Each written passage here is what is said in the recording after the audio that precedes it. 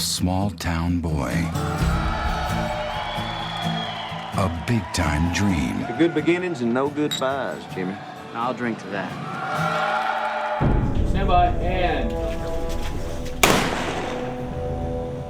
Okay. Marker. What? Action.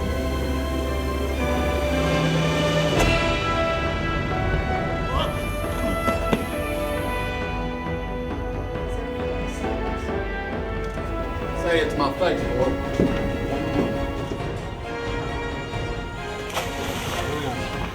Cut. Moving on.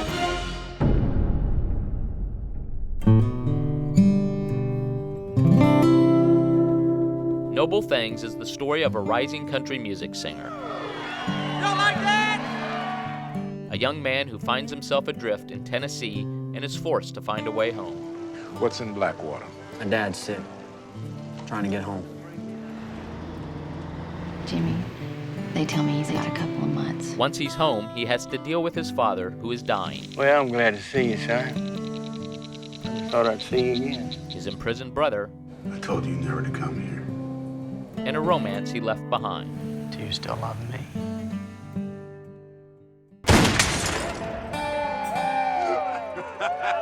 A lot of the story of Noble Things is autobiographical of myself growing up. I grew up in a small town in southeast Texas. We were rough, and we didn't think about the ramifications of our actions. We were reckless.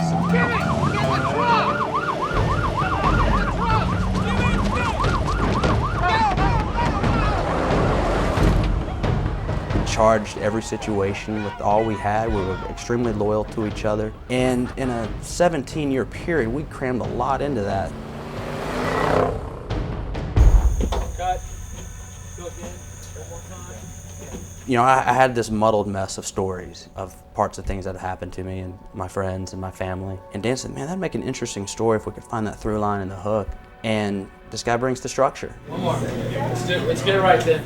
He was able to take those stories, peel some away, take some in, find a through line, and then we started to attach characters to that story. Some real, some not real. How you been? Just been trying to take care of Dad. Oh, yeah. How's he doing? Setting out to make this film, I wanted people to, an audience, to come away with being able to identify with the characters in the film and being able to understand these relationships.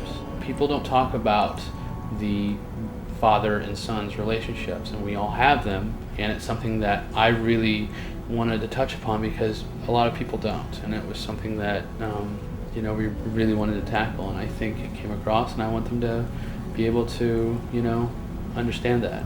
Dad told me to tell you that he loved you. We were like in the arena of, it's good, we can sell this script, we can do a lot of stuff, what do we want to do? And then Brett got a phone call from his dad. Yeah, I got a phone call from my dad that he got diagnosed with cancer. And the ironic twist was that was within the same week that we had given Pete, my father in the film, cancer. You okay? We had a family meeting, Dan and me, and Dan was editing for an extremely popular show. I was on a soap opera and doing some commercials, but we were both pretty miserable. We said, let's the hell with it. Let's do it. Let's just do it. So we packed our bags, moved, and drove to Texas to make the movie.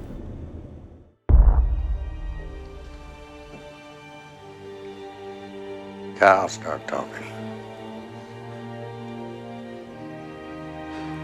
We're very fortunate to have gotten the cast that we have. An amazing cast that accepted each role and wore it with a sense of inability and without vanity, no vanity. He took Brandon. He said he's gonna tell them everything if I don't come home. We cast Dominique Swain as Amber Wades, who is Leanne's character's sister. She has a very natural sense as a woman. A lot of audiences identify with her. She's the every woman that everybody sees, and she's really beautiful. Casting her in that role and it just seemed like a natural step. Cowboy. Did you like the show? It's pretty good. For country. Amber is Jimmy's first love. What I represent in the story is kind of what could have been. if the plot hadn't happened, if he hadn't left, if nothing had taken place. And when he comes back to town, what he sees is someone else has kind of lived out his destiny. Do you love him? I think what's happening a lot in this film is my character is pretending that a lot of things are okay that aren't. And I think that Claire's reaction to that is just one of being brutally honest. Jimmy, your daddy's real sick. Tread lightly. We cast Leanne Womack as Chief Deputy Claire Wades. You could have killed me. Could have killed Rusty. Oh, she's terrific. Oh, God, the camera eats her up. She has such striking eyes. All of a sudden, I realize there's no more screaming. She's really good, really rock solid, you know, came prepared and just added a lot of depth and beauty to the role. So, how's my dad? Not good.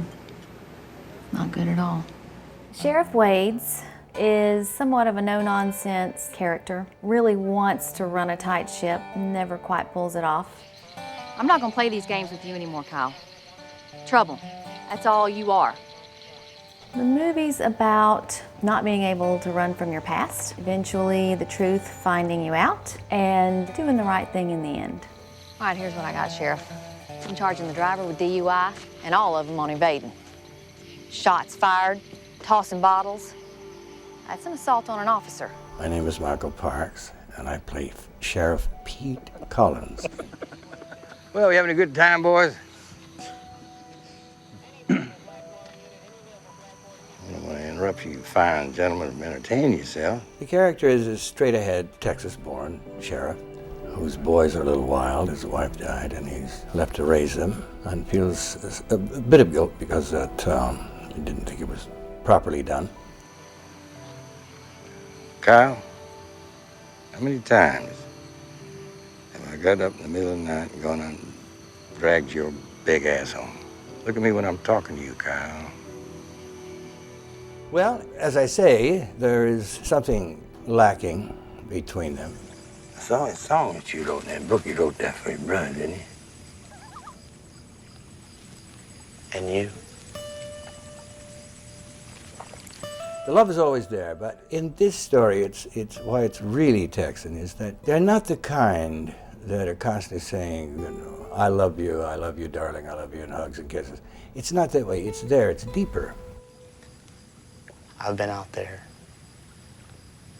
just wandering around.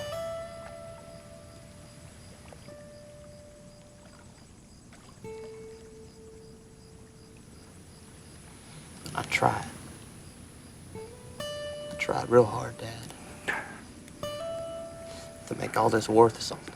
I'm here because of the people who made this picture, because of Danny, because of Brett. I'm here because of them. But it's a well-written little piece, well-directed too. The casting of Sheriff Pete Collins with Michael Parks was something that Brett and I were really, really happy about because we needed somebody to anchor the movie as the father, and he was just perfect. Michael came in, he's great. We walked through it, he's very patient. He's amazing, just all about it. He's a professional actor of all actors I've ever met. He's a legendary actor. He's incredible, and we knew that as Pete would allow us some opportunities to really touch the audience in ways that make them reflect on their lives. Jimmy. Trouble. Trigger! Stay in the car. Jimmy, don't! Boy, sucker punch my little brother. We cast Ryan Hurst as Kyle Collins. The characters that he has played just made us feel like that is the embodiment of Kyle. We had some good times, huh? We did. And that is the protector of Jimmy. And from day one, it was a tailor-made role. I need a shower and a bed. I think I knew I was going to play Jimmy Collins. I want to say from day one, I mean, it's why we wrote it, you know. We wrote it as to be something that Dan would direct and I would act and we would produce.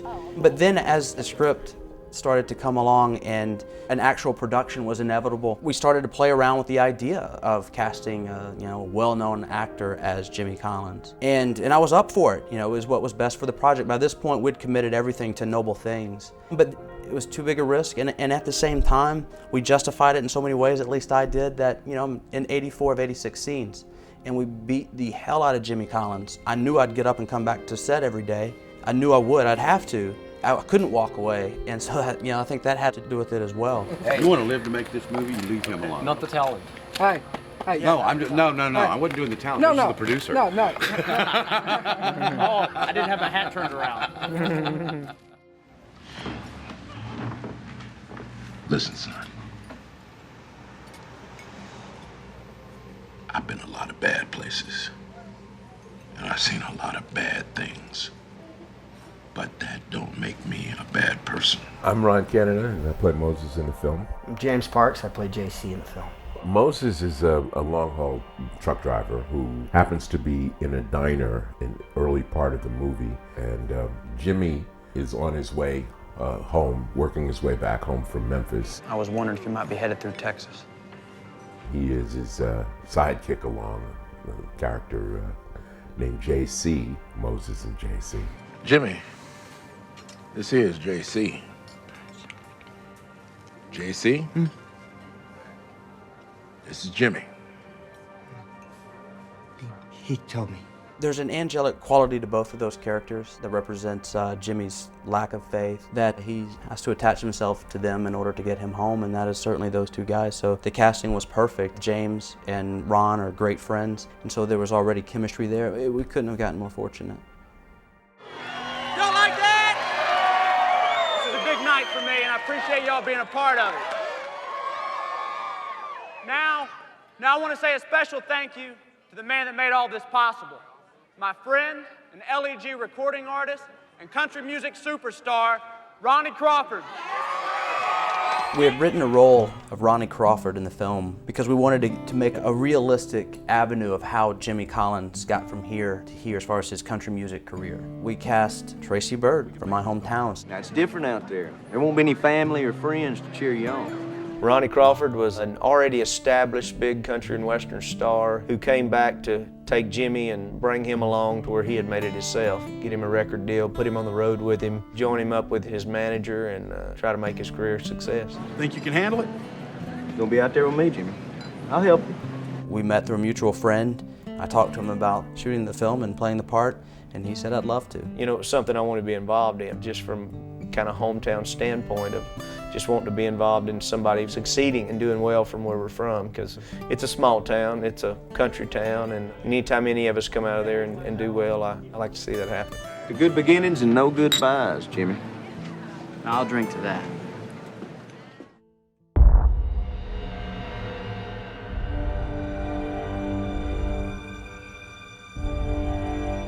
The cinematography in the film we are very, very proud of, and we were very conscious when we started casting the cinematographer and going out and trying to find that person, that we wanted somebody who was a real artist, because we knew that the stories we were telling, it would be lost, and we needed someone who could really paint the picture that we wanted to tell, and it was Horacio Martinez.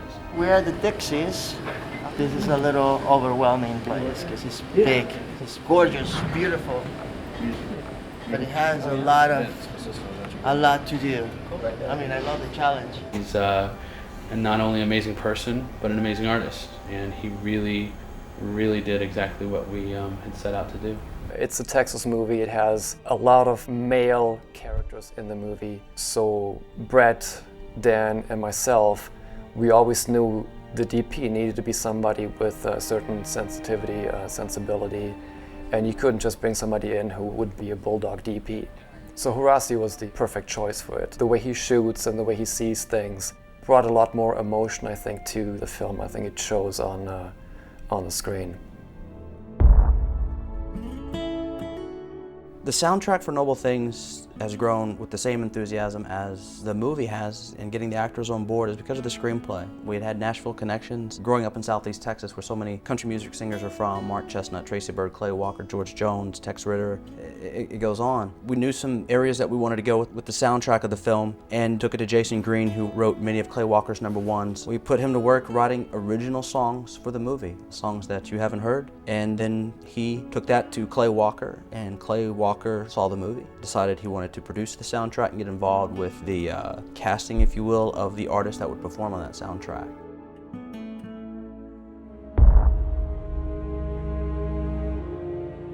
The biggest obstacle that we had to overcome on the shooting of Noble Things was a Category 4 hurricane. Was it 3 or 4? It just technically went to a Category 5, which looks like will directly hit us over the next 2 days. Hurricane Rita slammed into Southeast Texas as we were 4 weeks into pre-production to shoot the film. Hey look, everyone, it's Huck Finn. There he is. We had locations in place. We had actors on the way. We had key crew members in. We had an army of volunteers helping us with all aspects of securing locations, making them look right, all those things. Go out to the farm, unloaded 10,000 crates to put underneath the tent, and the whole thing's falling down because of the rainwater. And we got a heads up from the city that they're going to call for mandatory evacuation. Now keep in mind, this is my hometown. I'm from this area, and it hadn't been hit by a hurricane directly in my lifetime, and it goes all the way back to over 100 years. So we're thinking, well, what are the odds?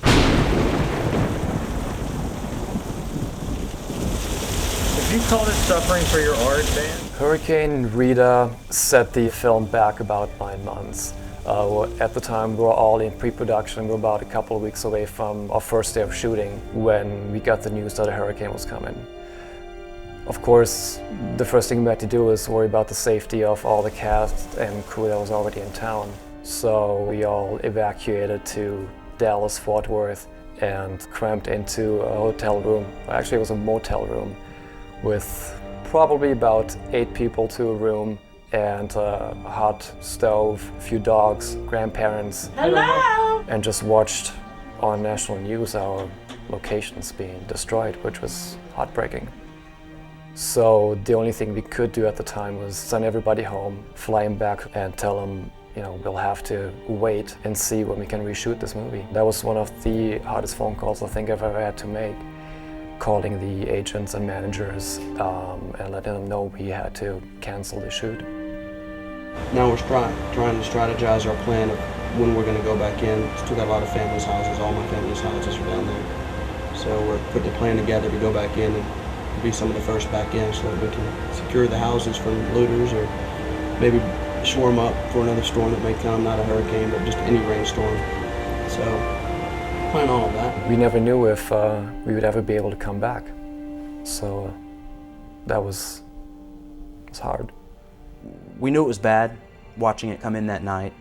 And the following day, I went back into the area with my father to find out what was going to be left, if this was even possible, you know. So I lost 80% of our locations, and we didn't know if we were going to shoot, but we did. Less than 9 months later. We had an amazing cast and crew who said, you know, you guys got to do what you got to do, and we'll stick with you. And then we kept pushing forward. Did you get that? Yeah, I'm rolling. For me, the best and worst day of the whole production was the first day. It was the best because we finally got to shoot our film, and the worst because I knew I had still about 36 days to go. Kellen hat einen Schlag weg.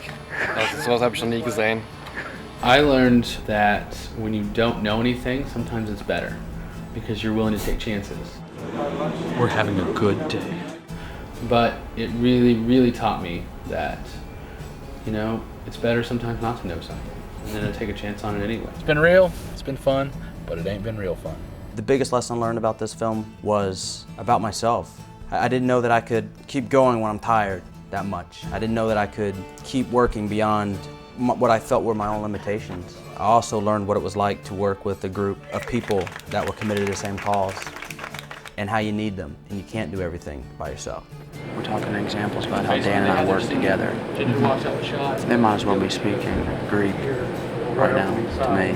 I trust him to do this, and then he trusts me, so there are certain days he shows up. He walks and over, certain but days I basically show up. he'll probably see him like right here, and then he walks over. Brett, Dan, and myself have been working together for a number of years, so we knew there wasn't going to be anything that would put a rift in our friendship and get in the way of the movie. So I think the biggest thing I've learned and I will take to our next film is try to surround yourself with people again you can trust and that are on your side. Okay guys, thank you very much. That is a wrap. Good, clean fun. Right here. Another day.